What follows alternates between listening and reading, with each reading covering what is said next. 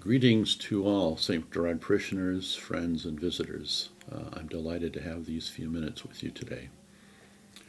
The disruptions and challenges brought on by the coronavirus have surely tested the patience and good humor of most of us. However, they have not dampened the kindness and generosity of many parishioners who daily demonstrate a commitment to goodness and fidelity to Christ-like living. And I want to cite 3 examples that makes me especially grateful for your goodness. First of all, I'm grateful for your cooperation with the safety measures we've put in place at St. Gerard. Second of all, I'm grateful for your continued financial support of the parish. And finally, I am truly grateful for the ongoing attention that you've given to the many alone and homebound parishioners who have been so isolated because of the pandemic. First of all, I'm grateful for your cooperation with our safety measures. I know that wearing masks, social distancing, washing and sanitizing our hands over and over and over again throughout the day, and all the other safety protocols our government leaders have asked of us surely are a nuisance. However, most of us accept that these measures are important for public safety and to slow and hopefully eventually stop the spread of the coronavirus. I've been in stores and other public places where some have not been complying with these measures. That, however, has not been my experience at St. Gerard.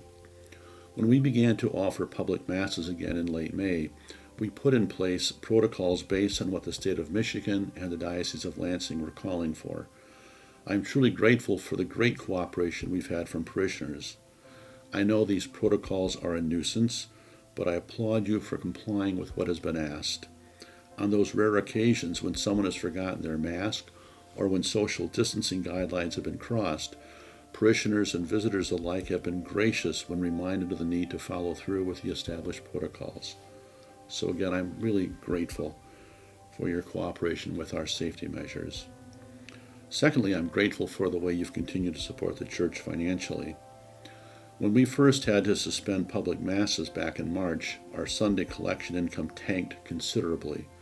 For many, the usual place they made their contribution to the parish was via the Sunday collection taken up at Mass. In time, our collections have picked up considerably. We're still running about 8% off our usual pace. Some of that dip is the result of the loss of income experienced by many of our parishioners. What is edifying is the way most parishioners have remained faithful to their church tithe. This has required finding different ways to make your church offering. Many of you have shifted to electronic fund transfer as your way of contributing to the church. Others of you are now mailing in your offerings or dropping them off in the drop box at the church office. I am so grateful that the majority of St. Gerard parishioners have continued their church support. We've had to cut expenses in order to keep our budget balanced. However, most essential services are still in place because of your ongoing generosity and fidelity.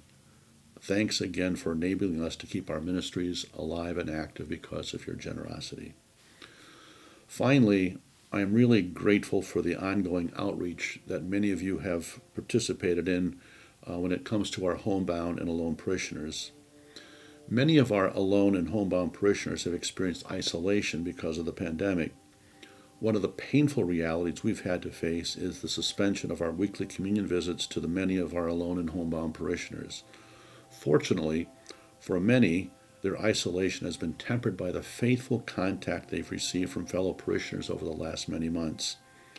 I applaud and give thanks to the many of you who have kept in touch via phone calls, emails, and letters, kept in touch with our homebound and alone parishioners. Even though personal contact is missed, your faithful contacts have meant a lot.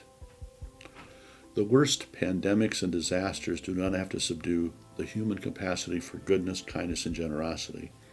Please know how grateful I am for the great and often behind-the-scenes things that you're doing to lift the spirits of others during these challenging days.